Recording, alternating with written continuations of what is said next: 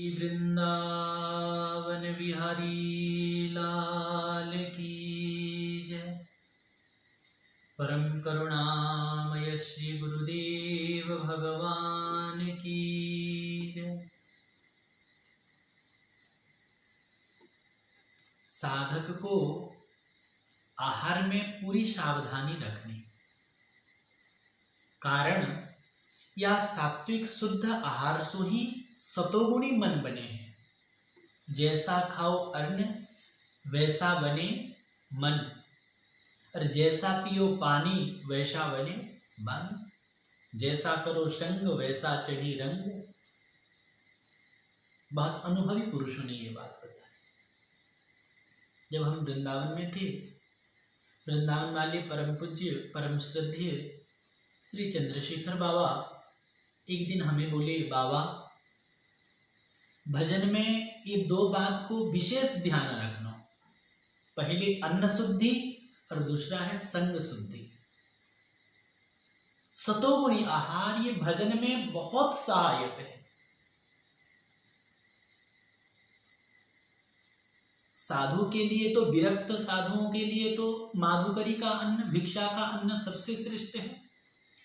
और किसी गृहस्थ भी हो, गृहस्थ साधक हो, तो वो आहार परिश्रम और सत्यता की कमाई के अन्न को ही होनी चाहिए।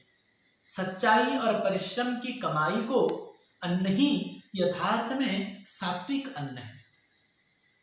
सादा, सात्विक तथा जहाँ में कम व्यय पड़े, कम खर्च हो, बहुत महंगा ना हो भोजन, ऐसे ही आहार करना चाहिए। या बात को ध्यान रहे कि जा भोजन में बनाइबे में अधिक द्रव्य व्यय हुए, समय अधिक लगे, अधिक खटपट करनी पड़े, तथा या में स्वाद पर अधिक और स्वास्थ्य पर दृष्टि कम रहे, वह भोजन रजोगुणी होए। साधक को ऐसे आहार से बचना चाहिए। ऐसा आहार साधक को नहीं करना चाहिए, रजोगुणी आहार। जिह्वा के स्वाद को विशेष ध्यान देने वाला जो आहार है, केवल स्वादिष्ट, शरीर के लिए हानिकारक है, ऐसा भोजन साधक को कभी भी नहीं करना चाहिए। अधिक खटाई, लाल मिर्च, मसालेदार, अधिक मीठे, नॉन के पदार्थ, बहुत गर्म, बहुत ठंडो, वासी, सड़ा हुआ,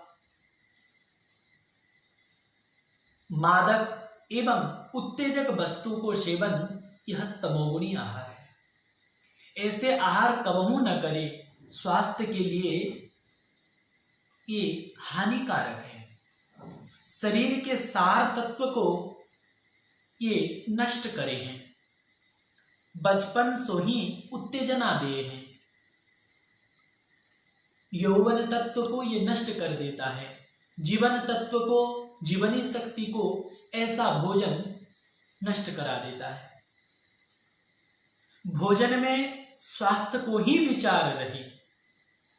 ऐसा विचार करना कि हमें भजन ही करना है, और भजन के लिए शरीर परम आवश्यक है, और ये शरीर स्वस्थ रहना भजन के लिए परम आवश्यक है। तो हमें ऐसा भोजन करना चाहिए जैसे भोजन करने से शरीर स्वस्थ रहे, भजन अनुकूल रहे।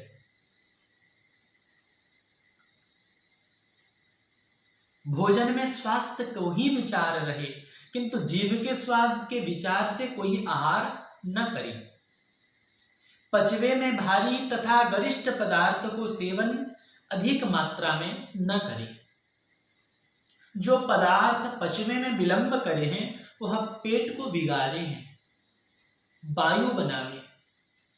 रुतन के अनुसार शारीरिक स्वास्थ्य के अनुकूल वस्तु को ही आहार करें। फल भी पाए तो जो ऋतु फल है, सीजनल है, वो फल को हम खाएं। अत्यंत भूख लगवे पे ही भोजन करें। हम लोगों का आदत ऐसा है, भूख नहीं है फिर भी बार बार खाते रहते। इससे भजन नहीं होगा और शरीर भी अस्वस्थ हो जाएगा। भोजन के समय बहुत शांति रखें। जब मन में क्रोध हो तब भोजन नहीं करना चाहिए, मन में कुविचार हो भोजन नहीं करना चाहिए। भोजन करते समय भगवान नाम का स्मरण करते करते, प्रभु को ध्यान करते करते, मानसिक प्रभु का नाम जपते जपते, एक एक कलेऊ पर एक एक भगवान नाम का स्मरण करते हुए हम भोजन करें।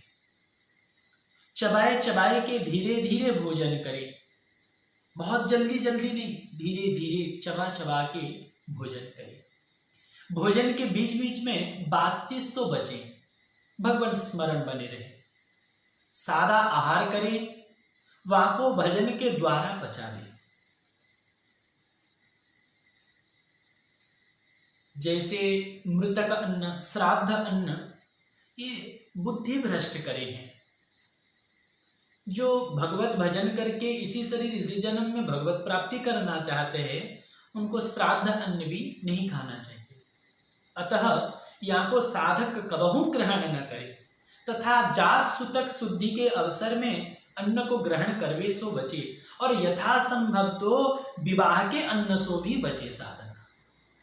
आजकल तो व्यवस्था इतना बिगड़ गया कि कोई जाके किसी शादी ब्याह में भोजन कर लिया, उसका भजन तो चौपट होगा ही होगा। बहुत लोग आके अपना शिकायत करते हैं, महाराज जी मन नहीं लगता भजन में। पहले हम भोजन को ध्यान ही नहीं देते, उल्टा सीधा खाएंगे पिएंगे और ये सोचेंगे कि मन भगवान में लग जाए, मन भजन में लग जाए। ये कैसे संभव है? इकदा भी संभव नहीं है। जैसा खाओ अन्न वैसा बने मन। उल्टा सीधा अवैष्णवों का अनिवेदित, भगवत निवेदित न किया हुआ अन्न, ये सब खाएंगे तो कभी भी भजन में मन नहीं लगेगा। मन इधर इधर भागेगा ही भागेगा।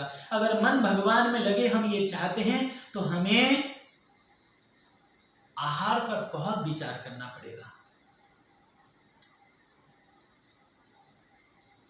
स्त्री अपने पति के अतिरिक्त अन्य कामों को तथा पुरुष अपने गुरुजन एवं संत जिनमें हमारी श्रद्धा हो, इनके अतिरिक्त कामों को झूठो अन्न न खाए। एक एक प्लेट में बहुत लोग बैठ जाते हैं, खाने लग जाते हैं। ये सब साधक के लक्षण नहीं है, साधक के व्यवहार नहीं है। कोई पतिव्रता स्त्री केवल अपना पति का झूठन खा सकती है, और कोई पुरुष हो तो केवल अपने सद्गुरुदेव अथवा गुरु भाव जिन महापुरुषों के प्रति है, पूर्ण निष्ठा है, पूर्ण श्रद्धा है, ऐसे किसी भगवत भक्त का सिद्ध प्रसादी पाया जा सकता है। इसके अतिरिक्त किसी का भी झूठा अन्न न खाएं। अगर हम किसी का झूठा खाते हैं तो उसके बुद्धि में जो वृत्ति है, वो वृत्ति हम में आ जाती है। इसीलिए किसी का भी झूठा अन्न आदि नहीं खाना चाहिए। साधक के ताई स्वस्थ शरीर की परम आवश्यकता है। पूज्य पंडित जी कह रहे हैं कि साधक को बहुत जरूरी है अपने शरीर की स्वस्थ रखना। अतएव स्वास्थ्य को बहुत ध्यान रखें। स्वास्थ्य संभाल के लिए आवश्यक है सर्वप्रथम संयत दिन जीवनचर्या। अपनी दिनचर्या, अपनी जीवनचर्या बहुत संयमित हो। जो मन लगे हम को खा ले, जब मन लगे तब खा ले, जब मन लगे तब नींद आए सो जाए, ऐसा नहीं। ये साधक का जीवनचर्या, दिनचर्या नहीं है। निर्दिष्ट समय पे ही हम सोए, निर्दिष्ट समय पे भोजन करें, निर्दिष्ट जितने बार हम भोजन करते बस उतने बार ही भोजन करें, उतने परिमाण में ही भोजन करें। संयत जीवनचर्या हो। दूसरी बात है स्वच्छ जलवायु को सेवन।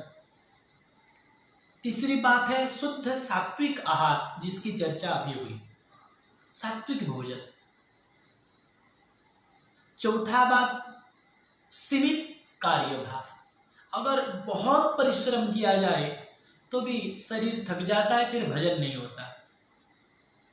शास्त्र विरुद्ध कर्म को त्याग। जिस काम करने के लिए शास्त्र मना किया है, संत सद्गुरु मना कर रहे, उसका त्याग करना चाहिए, नहीं करना चाहिए। और श्री भगवद विधान सो प्राप्त परिस्थिति में संतोष, भगवान जिस परिस्थिति में हमें रखें उस परिस्थिति में हम संतोष रहे। 8वां यथा लाभ संतोष, सपने हो ना ही दिखे पर दोष, एवं मन की प्रसन्नता। अगर भगवत विधान में हम संतोष नहीं रहेंगे तो मन प्रसन्न नहीं रहेगा। प्रभु प्यारे से जिसका संबंध है उसे हरदम आनंद ही आनंद है। ठाकुर जी से अपना संबंध रख के सदा मन को प्रसन्न रखें और संयत जीवनचर्या करके स्वच्छ जलवायु का सेवन कर शुद्ध सात्विक आहार करते हुए सीमित कार्यभार को अपने जीवन में रखते हुए शास्त्र विरुद्ध कर्म का त्याग करते हुए और भगवत विधान से प्राप्त परिस्थिति में संतोष रह के हम अहर्निशि भगवान नाम रूप लीला धाम का चिंतन करते रहें और अपना जीवन जन्म का लाभ भगवत प्रेम प्राप्ति करें। इसीलिए साधक को अपने आहार पर विशेष ध्यान रखनी चाहिए, अपने भोजन पर बहुत विशेष ध्यान रखना चाहिए। ठाकुर जी को भोग न लगाकर, ठाकुर जी की जो अनिवेदित वस्तु है उसको कभी स्वीकार न करे, भोग लगाकर ही पाए, ठाकुर जी को अर्पित कर ही पाए। तुम्हें ही निवेदित भोजन करही प्रभु प्रसाद पट भूषण धरे। जो हमारे ठाकुर जी को अर्पित न हो हम उसको नहीं स्वीकार करेंगे, उसी को ही हम स्वीकार करेंगे जो हमारे ठाकुर जी को निवेदित किया गया हो, भोग लगाया गया हो। ऐसे आहार का ध्यान जो रखेंगे उनका भजन अवश्य होगा, इसमें कोई संशय नहीं। अन्न शुद्धि और संग शुद्धि, संग शुद्धि की चर्चा कल करेंगे। श्री वृंदावन बिहारी लाल की